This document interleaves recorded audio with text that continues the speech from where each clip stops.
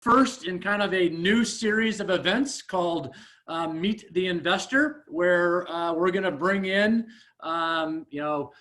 venture funds and angel investors and perhaps private equity firms to talk about what their investment criteria is and current trends and those sort of things. And I thought it would be appropriate to have Bill McAleer be our, in Voyager Capital, be our very first firm to present. I've known Bill for a very long time. We were chatting earlier about how long. We both decided we probably just wouldn't acknowledge because it's longer than both of us really want to admit to. But Bill has been a good friend of mine. He and his firm are clearly one of the top and most active venture firms in Seattle. Over the years, I've had the good fortune of co-investing with Bill on a number of transactions, and I think all of them have worked out well. So knock on wood that trend continues. Bill also spent some time in Spokane in his very, very early years. I think he said maybe in the early 60s. Ironically, Bill spent a summer or two in Spokane, just down the street from where I grew up. We didn't know each other then, but I thought it was kind of a coincidence that we had that in common.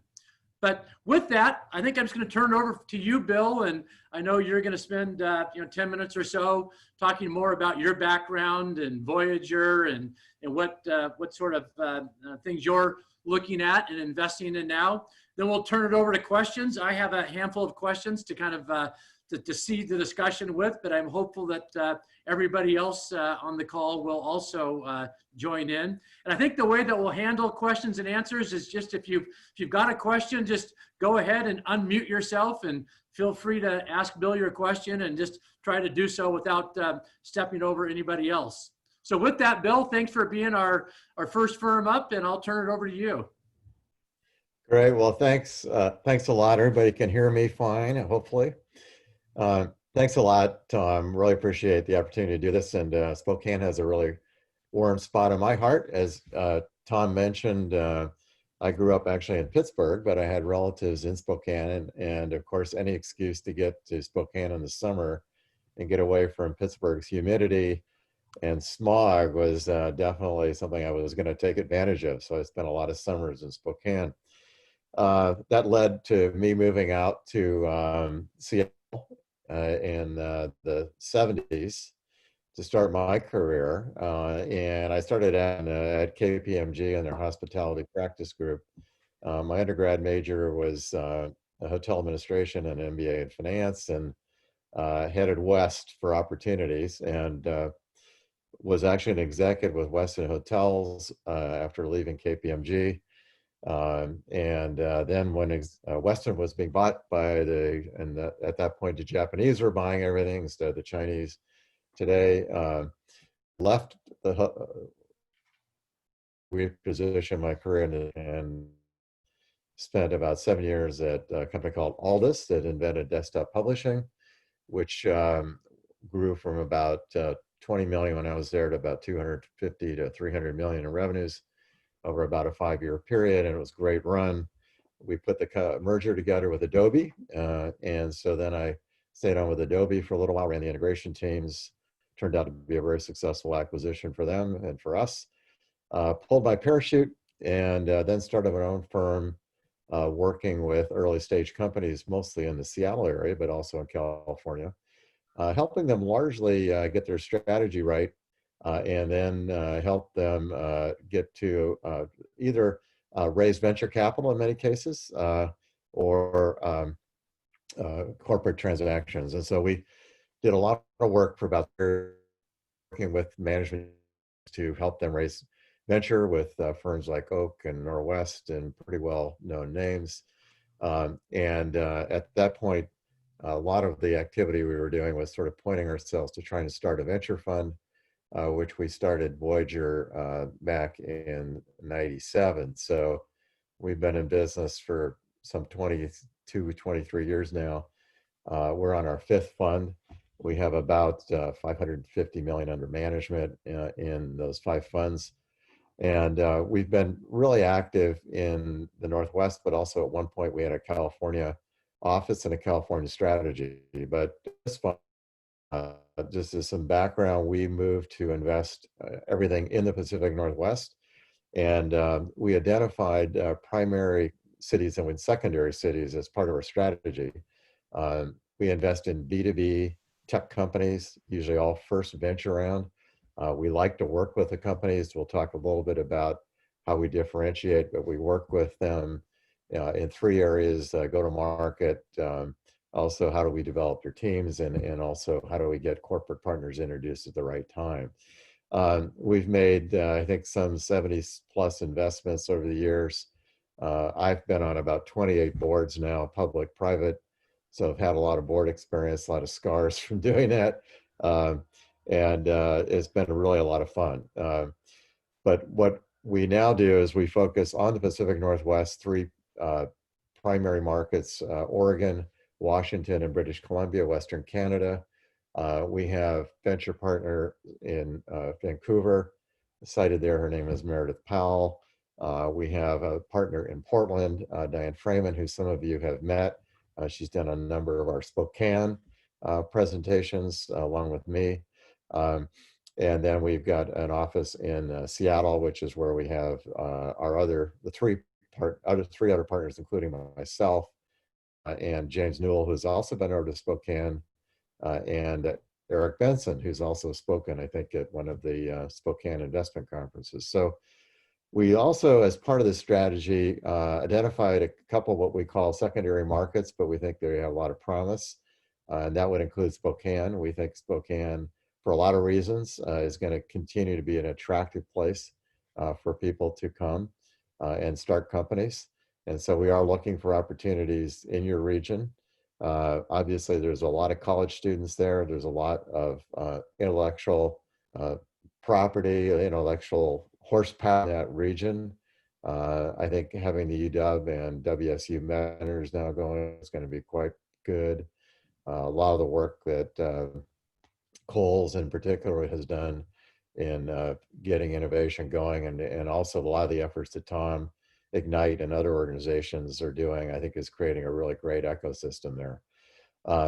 We'll probably do 60, 70% of our investments in Washington, and probably about 30% something like that in Oregon, and maybe 5-10% up in Western Canada. And when we look at Western Canada, we also consider Alberta, which is north of you guys. So we are looking up there as well. But what we concluded actually was that there's just an amazing opportunity in the Northwest.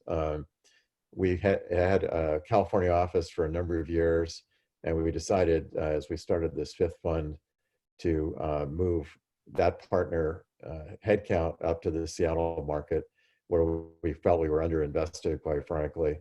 And our returns have been much better up here. And we also believe that this market is underserved by venture, and there's an opportunity to provide stage capital to all of these markets in the Northwest. So we've made a big priority to really reinvest all of our time and effort in this region, which we think, when you look at what's going on in the history of Silicon Valley, you want a really big research institution, you want an entrepreneurial environment, you want companies like Microsoft and Amazon that spin out, opportunities for people to invest. And also, Seattle has now 100 companies from outside the region, with companies like Google and Facebook with 4,000 people each. So there's just a lot going on to create a great environment for investing up here. And the stats, as an example, if you compare the number of venture capital firms to opportunities, and you look at, say, Boston, which is a comparable market to Seattle, we have probably 1/10 the number of venture funds compared to Boston. So we think there's a great opportunity here. This whole COVID thing has put a bit of a damper in our ability to go travel to like Cannes and even to go out and meet entrepreneurs. Fortunately, thanks to Zoom and technologies, we've been able to keep that going. This new fund is 100 million. We're looking to invest in probably 18 companies out of that fund. We've invested in 7 to date, 6 full investments and 1. And we're looking at sectors. So when you think about Voyager, you want to put us, we kind of have a 3x3 strategy. So it's 3 geographies, 3 sectors that we look at in B2B tech companies. One is software as a service. The second is analytics, big data. We've done a number of analytics companies in the marketing space in particular. And then the third is what we describe enabling software for internet infrastructure. Companies like a deal that Tom and I invested in way back when called NetPodium. That was actually the first video broadcasting company, started by one of the founders of Aldous, actually. And we made on that deal. So it turned out to come for both of us. But we have a lot of opportunity here. We're very excited and think Spokane is an area we want to explore. So that's kind of at a high level what we're doing, if that, Tom, gives enough background. Okay, so you described the sectors and the geography. What about stage, average investment size, those sort of things? Yeah, sure. As I mentioned, we're doing what we describe as first venture round. And so that really means the first venture capital into a company. And many of the companies, what that means in terms of stage is typically they've had some angel money. They've used that money to get some product work going. And we're usually funding that first early go-to-market or finishing the development of that technology. Ideally, we want to see that there's been customer interaction. There's been some customer validation that, yeah, this is an interesting concept. So that's the stage. We're typically investing 2 to 3 million as our initial investment in a company and reserving another 3 million or so. So our average investment size per investment is 5 to 6 million in total. And then we're typically always taking a board seat and we'll be actively involved in the companies. We have resources that we spend a lot of time with the companies early in, trying to get their product market fit right. And we've got a venture partner who was with the Chasm Group, which is the premier marketing firm in the tech world, I guess. And he helps with strategy. One of our partners has a lot of marketing background, Diane Freeman. So one of the things we think is really critical when we get into these companies is getting that early market fit right. And a lot of early startups will explore and wander trying to do that. So that's kind of stage we're looking at. We'll do about 4 to 5 investments a year out of our fund. So we do tend to take no more than 6 boards per partner. So we do spend a lot of time at the board level working with the companies in the 3 areas I talked about. Okay. Now you said about 4 investments a year? 4 to 5, yeah. 4 to 5. We've done 3 this year so far. Okay. Well, why don't you kind of highlight the 3 investments that you made this year? What is there any trends or themes within the portfolio of 3 investments that you made? Well, one of the things we did, with this whole COVID situation, and we'll come back to, I think Tom may have a question about what we did with our companies with it, but we had to kind of look at what we were doing too and say, should we change some of what we were doing in terms of focus? Because, people are working differently, people are interacting differently. There are certain technologies that are going to probably come out of this shift. If you look at major economic dislocations like we're having now or we had in '08, oftentimes a lot of innovations out of those. You can look back even to the 70s and 80s in tech and in 2000s where, a lot of new technologies came out. One of the that we've been exploring is sort of a new way to work. So what we're calling sort of the new view on how people are going to work. And so we've done three investments along that line recently, one of which was a seed investment, very small one. I won't touch on that. But two of our normal size investments we did, both Seattle companies. One was a company called Syndio, and run by a really sharp woman entrepreneur. And what they're doing is pay equity. So they actually will enable you to look at the balance of pay across gender, race, whatever variables you want to manage as a company. And we're big believers that that's, increasingly important in looking at tech workforces in general. Another company that we also invest in, actually at the end of last year, that's a little bit along the theme of how people are now interacting. A company I'm on the board of and happen to be really excited about is a company called Thought Exchange. They're based in Vancouver. And what Thought Exchange does, and Tom and I were talking about this before we got started, what they do allow you to crowdsource opinions and get those opinions narrowed down really critical. So locations, they use this for education. It's being used quite a bit by school districts to get sampling on what initiatives, what people think of initiatives, what they think of major issues in education. Corporate applications include Salesforce, where you want to get back from your whole Salesforce, your marketing teams, about what are we seeing as what's working with our sales approach, what are customers looking for. Another application is right now very relevant. How are people doing, with COVID? How are they feeling? What do they think the company should be doing? And they're actually offering a COVID specific application right now. But that's an example. Those are examples of, we think, trends in work that, are going to be more prevalent than they were before because of what's going on with, certainly here in the States with Black Lives Matter, all of that whole movement, obviously now people working online. We also are quite interested in, and traditionally have done quite a bit in terms of private internet security. We did a company called Sheer ID in Portland. I don't know if, Tom, you're an investor in that. I can't remember. I'm not. No, I did look at it, and there might be some other Spokane investors in that one. Yeah, I think there are actually. I think perhaps there are, but we have a number of Spokane investors, I should also mention. Thank you for anybody who's on the phone who's one of our investors.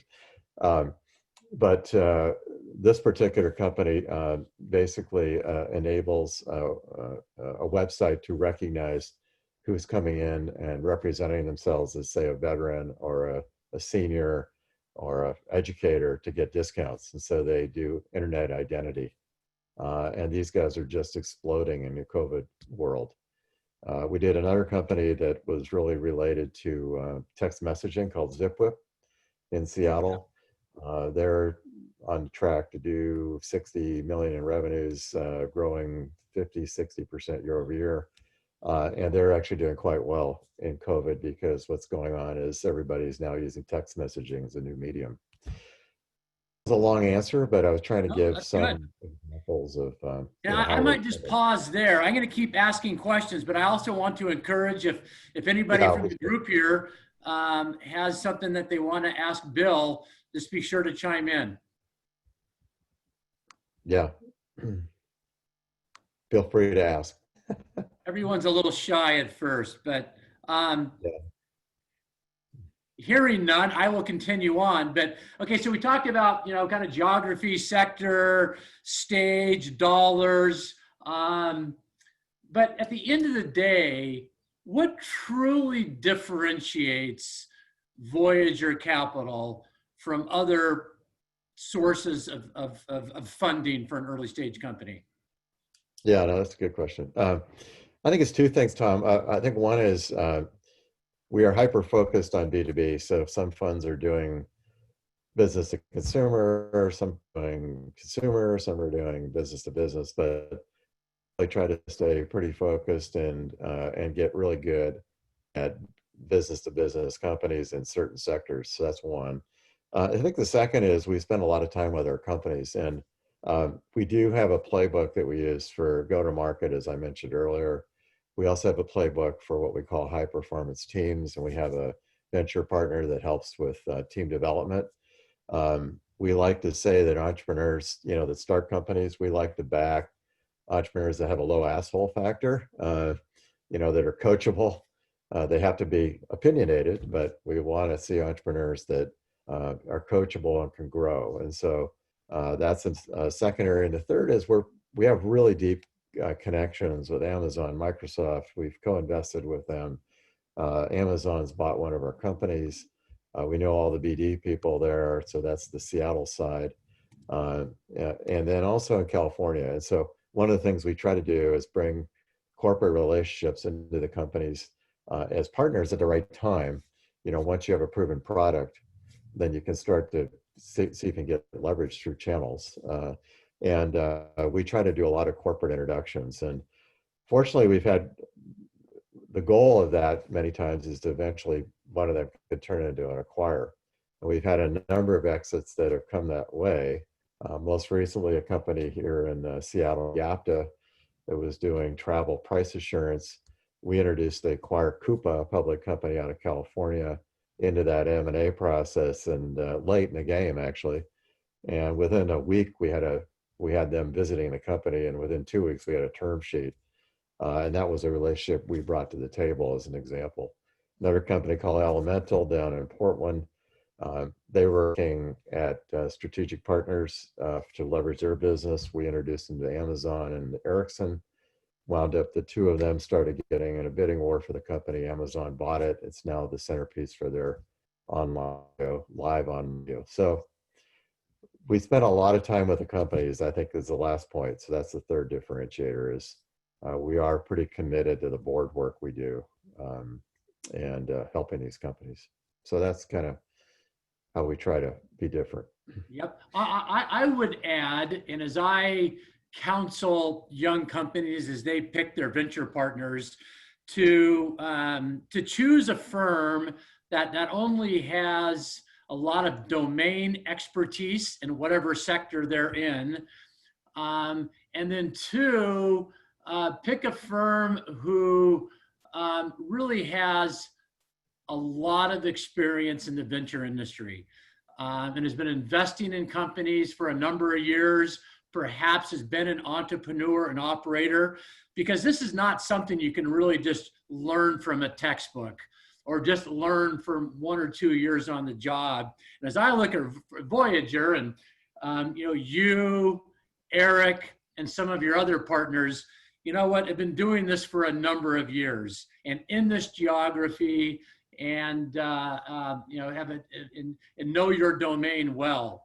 And I think that's just really important. And then lastly, I would add is really working with someone that has a bedside manner, has seen all the ups and downs, isn't going to freak out if you miss one quarter. They might counsel you, but really, kind of just understands that growing a business isn't just a straight up curve to the right, that there's ups and downs along the way, and helps you get through the challenging times and helps you, capitalize on the opportunities. So I kind of throw that in because I think Voyager really exudes a lot of the things that I just highlighted. Thanks, Tom. That's why I have here all those years of being on boards. Yep. Katrina, do you have a question? I do. Bill, thanks for sharing a little bit more about what Voyager Capital is about. I noticed early on you mentioned that Seattle was a pretty comparable market to Boston, but that we have about 1/10 the VC funds in Seattle. What do you think's getting in the way there? What do we need to do? Well, I think there's a couple of things. I think Seattle is somewhat undiscovered, which is, it's getting much more discovered now, right? But I think that's been one issue. The second is, what happens in Seattle is there is a pretty active angel community. So some of the early stage deals are getting funded by angels, which is helpful. And then where there is a bit of a gap is in the first venture round funding, because us and Madrona are really the only two funds that are, covering the two regions, Oregon and Washington, and we do more in British Columbia than they do. And the next round typically is coming from outside the region. And, one of the things I didn't mention is, you want to go to a firm that has a lot of regional, a lot of relationships in the Valley to be able to get that next round of capital. And so I think there's been two issues. I think one is that the companies in Seattle have been very engineering focused. They come more from a product perspective, and they do need more help related to go to market in general. And I think that's also a factor in Spokane and Vancouver and Portland too. And so, I think that as a result, for whatever reason, there hasn't been as much institutional capital formed in the region. But I think we're seeing more of that now. We're seeing a number of other medium-sized firms starting to come into the market. It'll catch up at some point, but I think part of it has been people think, I think you go to when we're fundraising, go back to New York.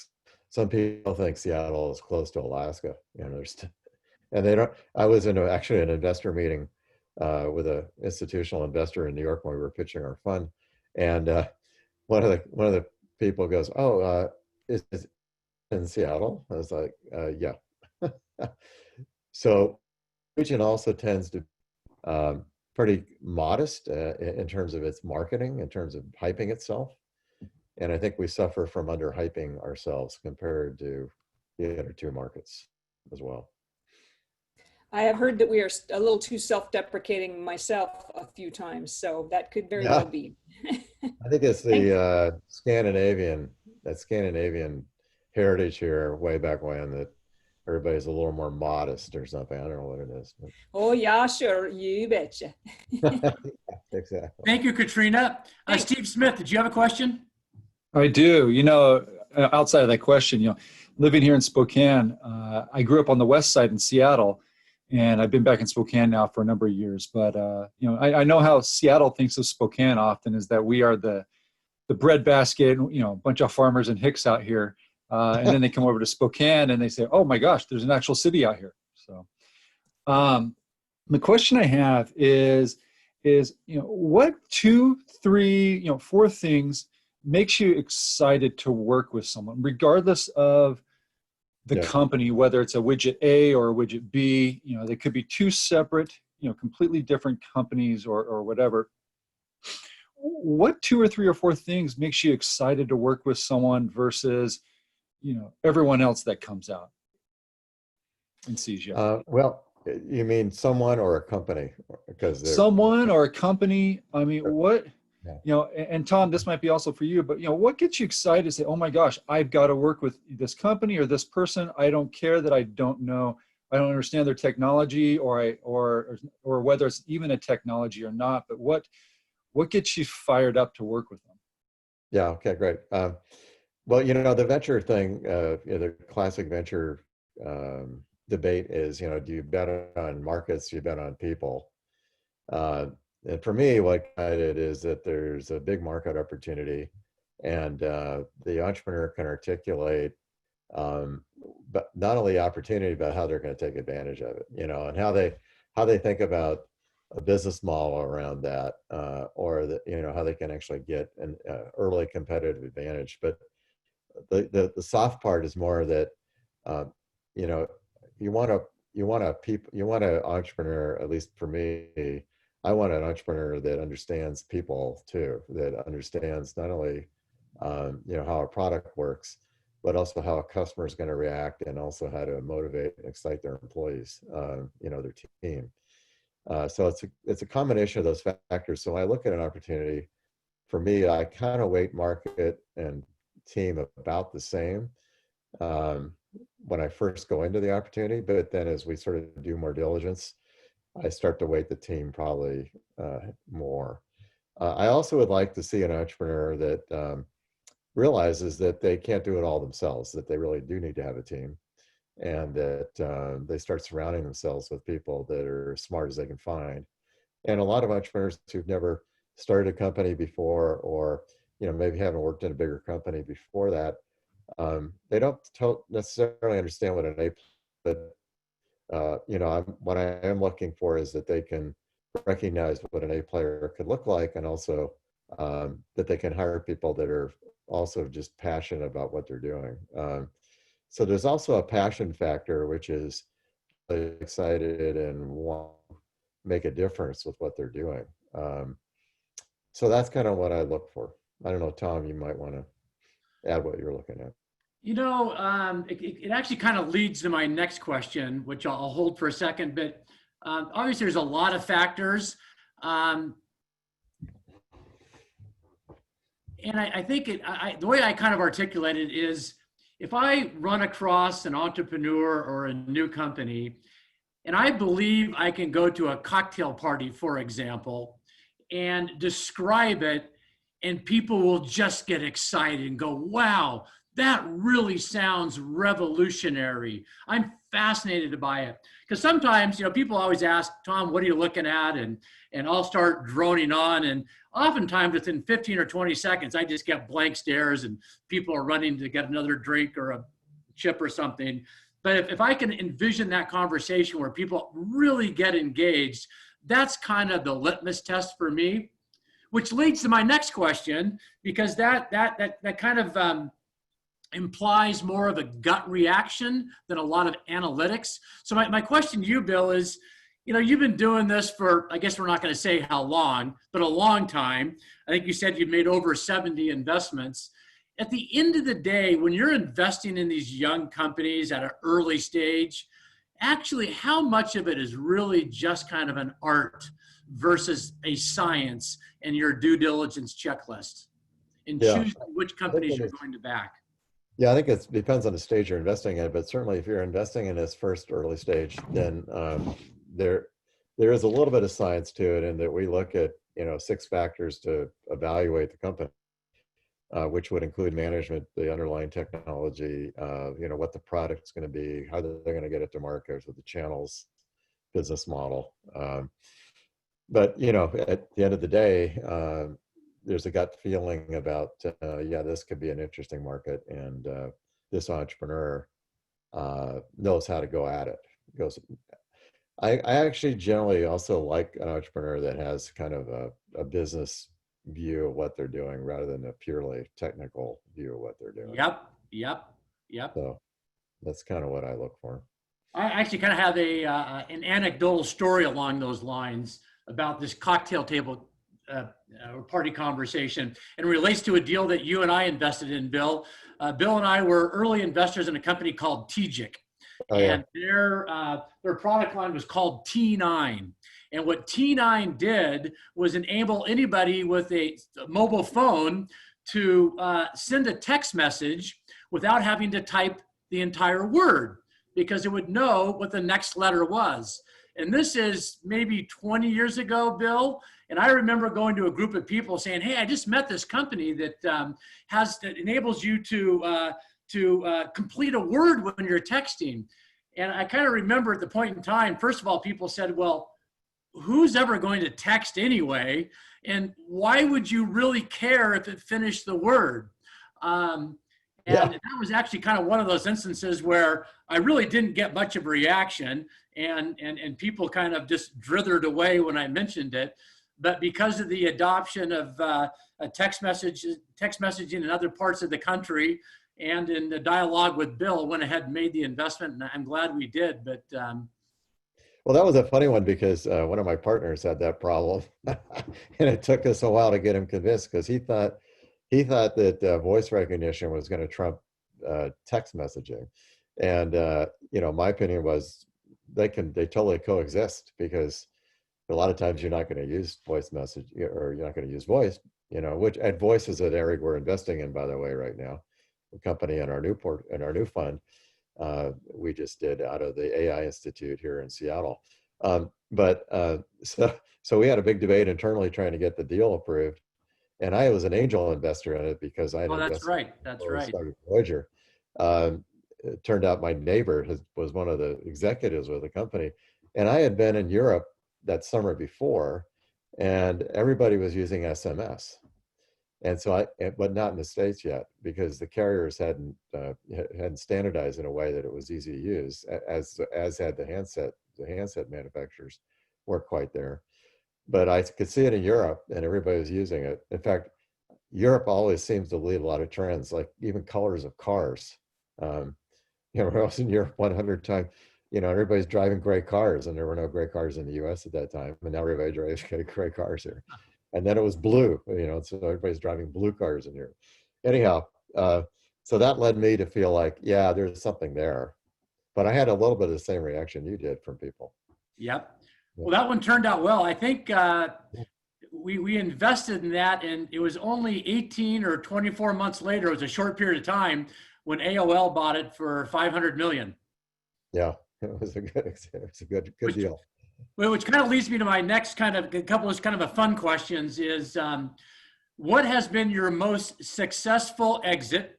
And, what investment opportunity did you contemplate doing that you didn't do, that ultimately you regretted your choice? Okay, well, let's start with the last question first, because we do go back and look at things we may have missed, and one I missed personally, that I kicked myself on, although it took a long time to make any money, is What? Which one? DocuSign. Yep. Which is now a public company. Is my sound okay? Yeah. So I met DocuSign when the founder had it, and the founder is. Was that Court Lorenzini?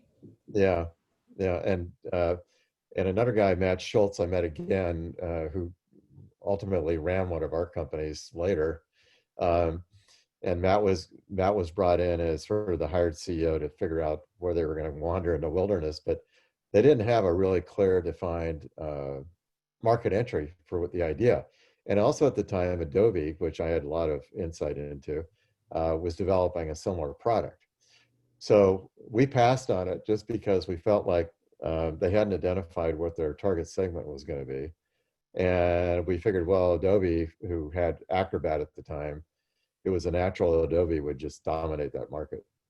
So that's why we didn't do it. And it turned out that they wandered around for almost, I think, about 17 or 18 years before they finally, got to massive scale and got an exit. But people that invested even in the early rounds made pretty good money on that deal.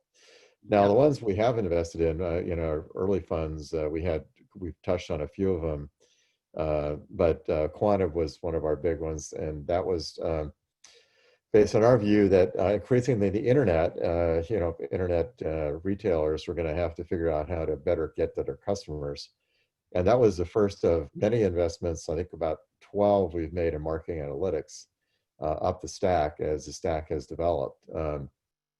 And one of the more recent ones is Lytics. It hasn't exited yet, but it's doing well in Portland. So that was a IPO, and then Microsoft bought it for, forget the price at this point. Was it some hundreds of millions of dollars later? More recently, we had an exit in a company that actually we wandered around for a while trying to find the right market. This Yapta company I mentioned that does price assurance. And that was a nice exit we just had as a sale.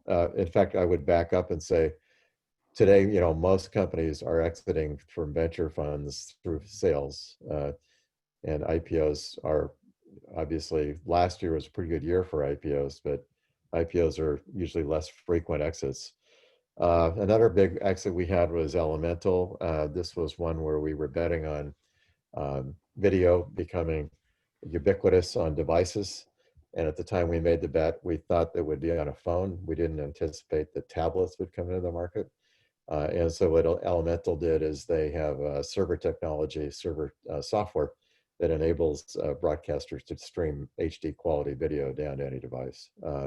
And now it's part of Amazon's video offering. So those are a couple examples, some that we've had sales on. I'd say on the companies I've been involved in, I've had something like 17 or 18 exits, I guess, out of the 28 boards, and 10 are still active. So had a fairly And good of those exits, how many of them are IPOs?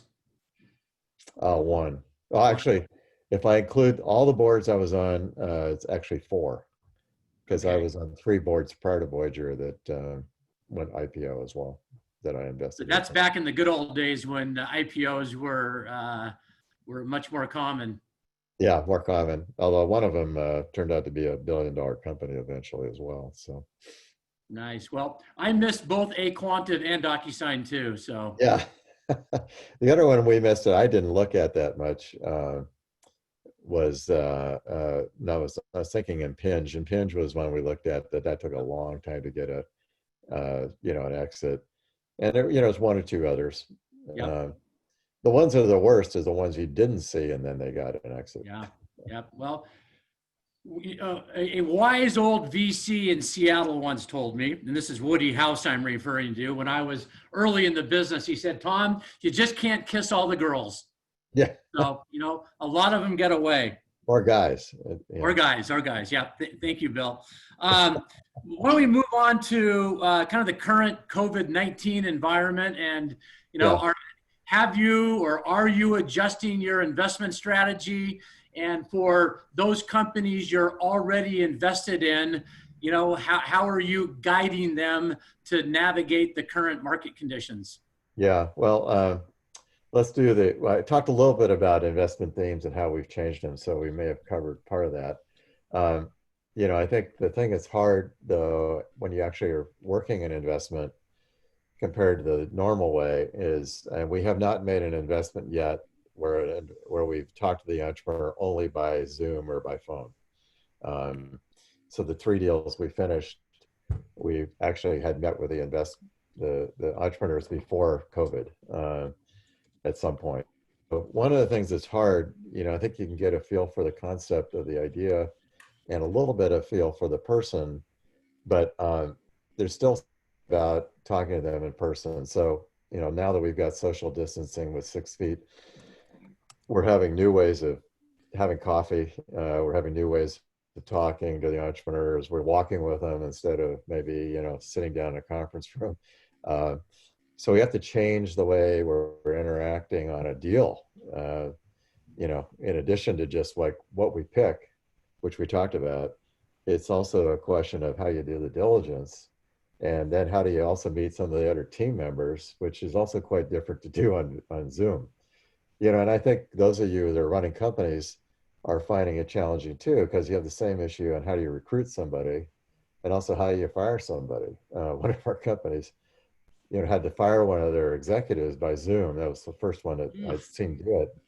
But then they had to go through the whole normalization process, where after the person had been let go, they had to talk to all the managers. So the way that we're interacting now with, people, at least for this period where we're quarantined, is putting some challenges on a whole bunch of ways of how you have to work.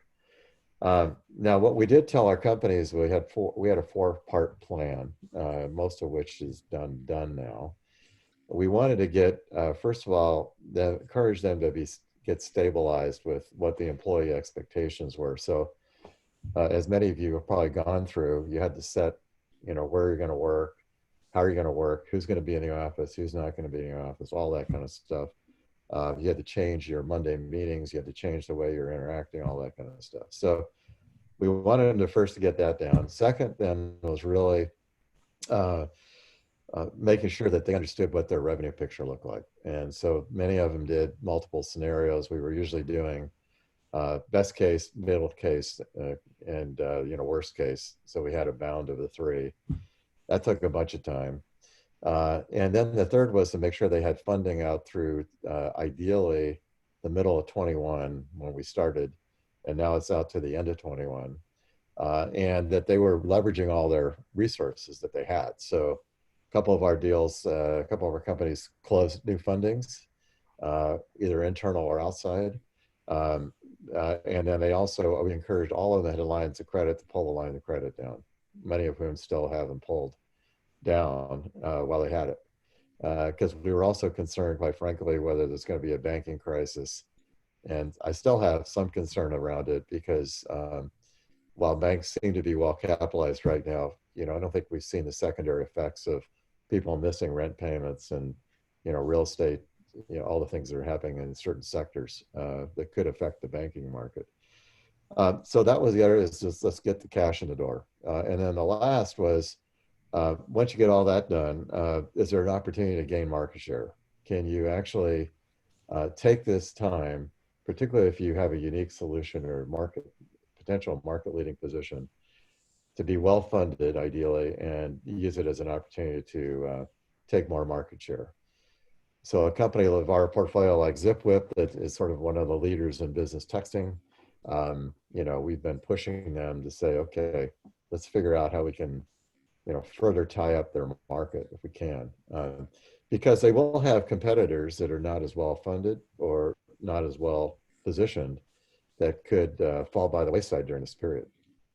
So that was the 4-part plan that we used with all of our companies. Okay.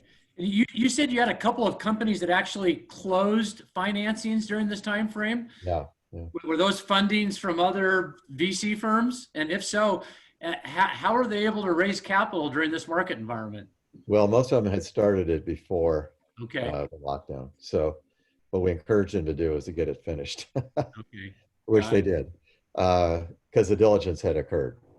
It is harder now to raise, but it's interesting. Like Zipwhip has had 3 incoming inquiries. Their last round was done at a $255 million post. Holy cow.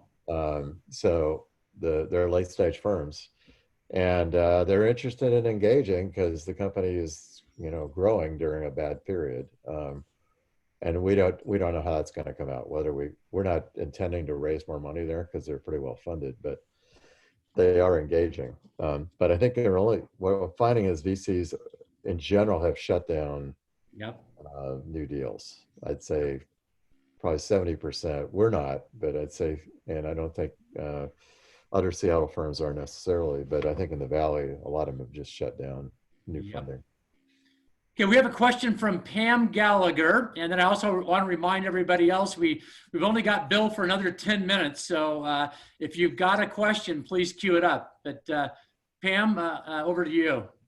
Thanks. Hi, Pam. Hi, Bill. You had mentioned a recent investment that you made in a company with a female founder, and I was wondering how diverse your portfolio was, both gender, age, color. Yeah. And what are you taking any active measures to increase your diversity? Yeah. Well, our team has good diversity on it. So we have 2 women that are in some partner position. So that we're doing okay internally, but I'd say we just had this conversation about 2 weeks ago, the same question you just asked. And no, we don't have enough diversity, to be frank, in terms of the founders that we've got. So that was not the first woman founder we backed, but it was the first one in this new fund that we have. The other 6 deals we have are all male founders. I think one of the challenges we have, and those of you who work in STEM and work in tech, is there just is not that much diversity in the industry in general. It's getting much better, but we don't see as many women entrepreneurs as we like, and certainly not very many of color. I'd say that's a bigger issue.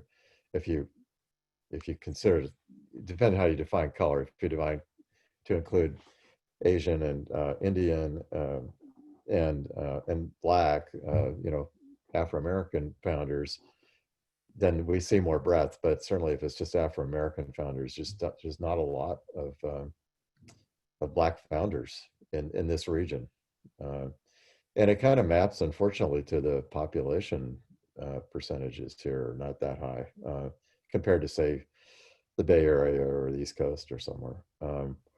So we're trying to look for that. We've gotten very active in a couple of the women's entrepreneur groups. We have 2 of our partners that have been actively involved in those in Portland and Seattle. We're very active in the Indian entrepreneur groups in Seattle and Portland. So we're trying to make the effort to put the net out wider for that. Okay, we have another question from Nick McLean, and Nick is a founder of a company here in Spokane called Odd Jobbers, which has not only been funded by our pre-seed fund here, but also by my Kickstart family of angel funds, and kind of one of our up-and-coming Spokane-based businesses. Nick, fire away. Yeah, hey Bill, nice to meet you. Hi. So my question is, I mean, you kind of talked about being focused on B2B, and so I mean we're B2C, so I'm wondering why that's your focus, and you know, why you chose that. Yeah. Well, our view, B2C takes generally a lot more money, and given our fund size, we want to have some alignment between capital efficiency and how much money we can put into a company. And most of the B2B companies we're funding, are going to take anywhere between 20 and 50 million over their lifetime, where a lot of consumer companies will take, 50 to 300, 400, 500 million, depending on what sector you're in. And then the other is, there's a lot more, in the B2B side, you can get a lot more focused on, how the product and the end customer is going to buy, and you can identify who the end customer is pretty readily. Where on the B2C side, it's just it's more random. And the other thing as a VC firm, you want to try to get good at step and repeat.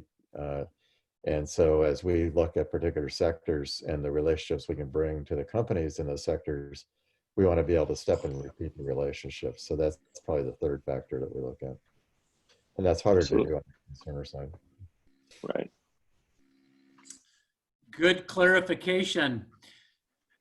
Kind of back to the current market environment, given that a lot of the, Bay Area firms and others are in triage now and not necessarily looking at new investments, is this a time frame when entrepreneurs should be thinking about not starting a business, or is this a good time to start a business? I think it's a good time to start a business. In fact, you look at recessions as, this, and we're having, I think, somebody said what we're going through right now is a combination of 1918, which was pandemic, 1929, which is potentially, depression or recession, and the late 60s, which is social unrest, right? So it's all hitting in 2020.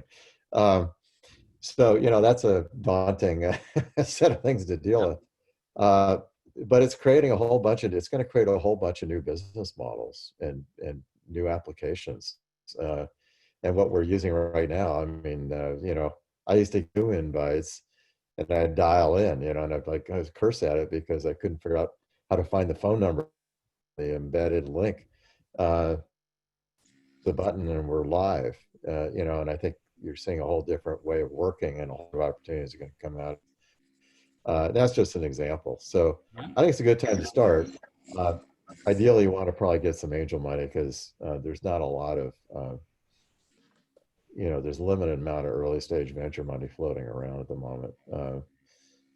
So I think if you can get angel money as your first way to go in, that's good. And then, hit venture firms up, as you start to get a little bit of proof of concept. But we're active, but I do think that there's some firms that are pulled back. If we were to Wilson Sonsini, who, sorry for the attorneys on the line, but Wilson Sonsini is one of the top tech, law firms. And one of my partners was on a call with one of their partners, and it's a local group that gets together every couple of weeks and talks about market conditions. They say they're just seeing nothing in terms of right now, other than deal flow that started before COVID, that their deal flow is way down, their venture formation activity. And M&A is down dramatically as well. So those two ends of the equation are both down.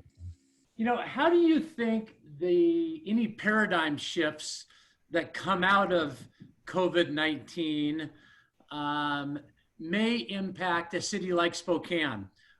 You hear that, Facebook and Twitter and Shopify and other large tech companies are, telling people they don't have to come back to work anytime soon, and or come back to the office anytime soon, or may it ever. Do you think that trend toward working at home may benefit, secondary and tertiary cities like Spokane, where all of a sudden, a Facebook or a Google engineer can now work wherever they want? They don't have to be in the midst of a high-priced San Francisco neighborhood, and instead could, be on a tree-lined street in a place like Spokane. Do you think a city like this, like ours, may benefit from this? I think it's been great for Spokane. And that was part of our bet when we were looking at Spokane, was even in the old world, the cost of living and the cost of talent is considerably less than it is now in Seattle, and even incrementally a whole lot more than Silicon Valley. And I think the key for Spokane is to continue to develop, a group of entrepreneurial minded people, and then also to continue to feed talent in, particularly technical talent. And obviously that requires, a lot of people to be trained in technical stuff. And there's all the universities you guys have over there, I think is a good thing. And so, and I think the whole demographics of the region is good from a cost and a nice place to live. So I actually think it's going to be great for markets like Spokane. Okay. Well, hopefully maybe you can influence some of your portfolio companies on the west side that, if they're looking to find places for their employees to work remotely, that they ought to consider Spokane. Yeah. Because one of the things that I kind of hypothesize about is that, some of the larger companies, if they're otherwise going to promote working remotely, that they may want to do that in the context of promoting clustering remotely. So if Facebook's got 5,000 engineers, for example, that are going to work from home, rather than have them work in 5,000 different locations, what if they were to cluster in a place like Spokane or Boise or Bozeman? Yeah, I think that's a good idea. Yeah. Okay. Well, it's 1 o'clock, and I don't want to keep everybody and you beyond the time frame. But if there is one more question, now's the time to ask it. We've got a shy group here today. Yeah, go for it. I'll ask one. Okay. Hi, Bill. Linda Olson. So you were talking about coaching the leaders of the teams. And so from a coaching perspective, when you work with leadership teams, what would you say is your experience that really separates the leading or the winning leadership teams from those who ultimately are losers? Yeah, that's a great question. I think it has to do with self-awareness on the part of the leader. I mean, first of all, they have to have leadership qualities and all that, assuming that's there, which, some don't, but let's assume they have that. I think it's also a recognition of how they complement their strengths with their team, and also that you need different kind of personalities on a team, not just all one type of personality. And so and the other thing we try to do ideally is to scale our entrepreneurs. Like the guy who started, who unfortunately has passed away, but the entrepreneur who started Elemental had been a divisional manager previously, but never really run a company. And we tried to surround him with a lot of resources, and he scaled that company from 0 to 35 million over 4 years, 5 years. And he had to go through several pivots. So I think the other thing is a sense of nimbleness, that if the first market you go after, the first customer you go after isn't really the right one, that you can pivot quickly. So I think the ability to make some decisions about where you're going to point your resources quickly is important, and not overthinking it. We also kind of like what starts out as a collaborative oriented culture, but as companies get bigger, that has to change.